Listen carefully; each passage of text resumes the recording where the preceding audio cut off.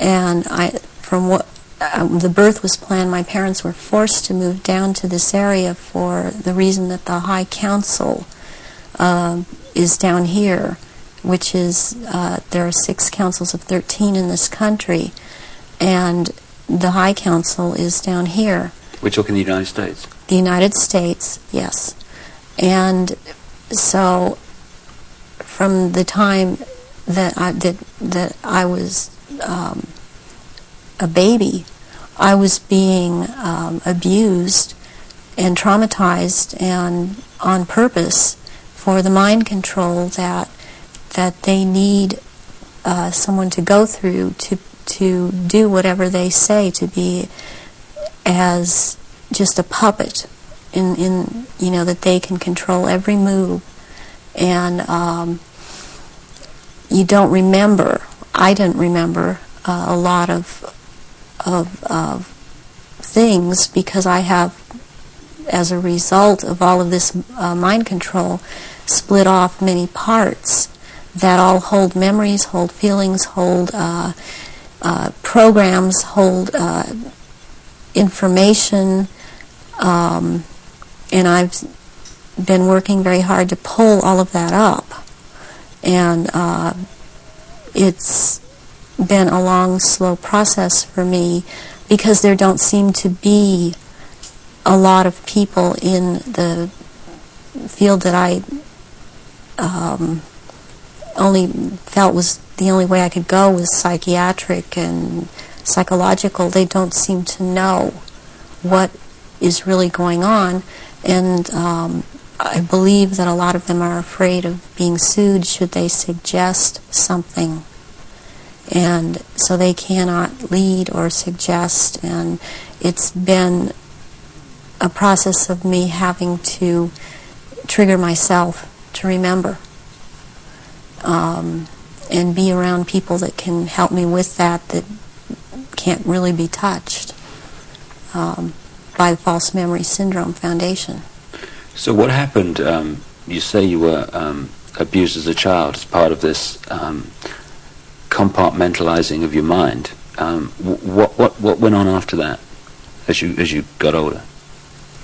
Well, they start with wanting to make you an obedient slave at first, and so they do a lot of sensory deprivation, they do a lot of sensory overload, and they switch between the two, and they do out-and-out torture. They take a small child and they electroshock. In my case, it was electroshock to the brain, and they would take away my chance to sleep. They kept me awake for many hours at night, would not let me sleep. And I was also told things, as this was before the age of 5, I was told things such as, they would make me drink water, and they would say, if you pass urine, you're going to have to drink it. And they would make me drink it. And if you have bowel movement, you're going to have to eat the feces, which is also what happened to me. And then they would play, there was a programmer that was programming me, a very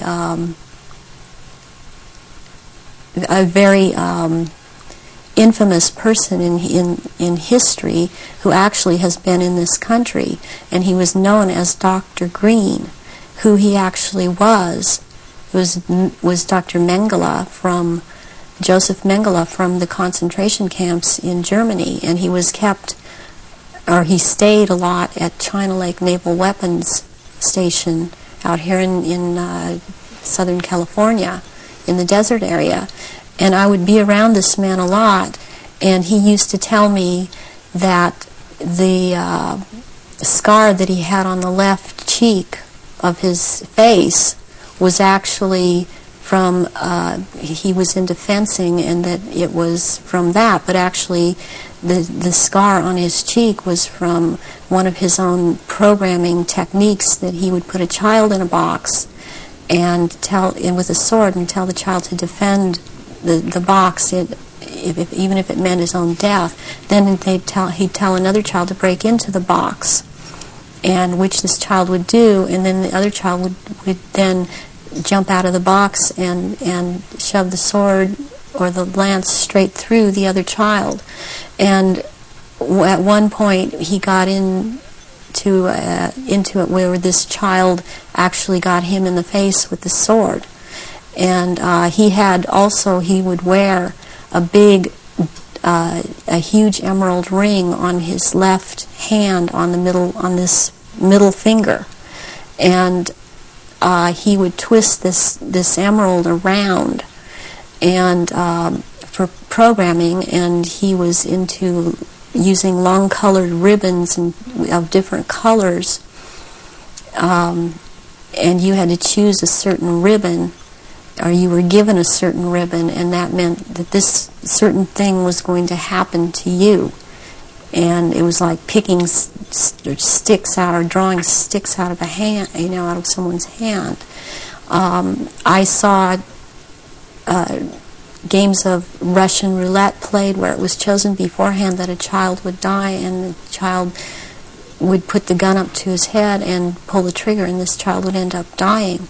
But it was meant to scare all of us, keep us in terror, as there were many other children that were around me that went through the same thing. I have run into people from my childhood that have known me, and I've recognized their names, and even if they change their names and change their hair color, as I have done, they have recognized me, or I have recognized them, and I know their name. They know my name. There isn't any way for this to have happened. It's just beyond coincidence. And when you get older, I mean, they start taking, this programmer in particular, Mengele, would take me to rituals. I went to rituals with him all over this country, and in Britain, and in France, and it was known by intelligence agencies in this country that this man was here. They brought him here. Is that Project Paperclip you're talking about? Yeah. Through the OSS. And my family, or my so-called family, are all DID.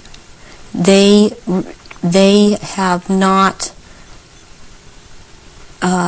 They are very well programmed, and they have not sought help. They have not gone in and tried to figure out what's happened.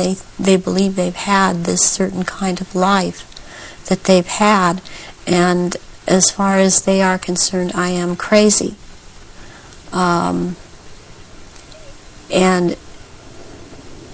they have much different memories of what I have, and I was always told certain things by my parents that my sisters were never told. And biologically, I have to add at this point that my mother is my mother. I am not biologically related to my father. And this has to do with the bloodlines, and his was considered impure. And this is all about purity of the bloodline. And that is why I am involved in this. There are people that are involved in this that it is not so much because of bloodline, but they have the ability to dissociate and be used as slaves by these people. You say that you come from a certain bloodline, and there is this obsession with bloodlines that this Brotherhood Illuminati have. Why is that? Because what first started coming out was about the Aryans, and the purity of the blood. And what it's all about is that the blood, and the menstrual blood, contains something that is important for the propagation of this race that is controlling things on this planet. And these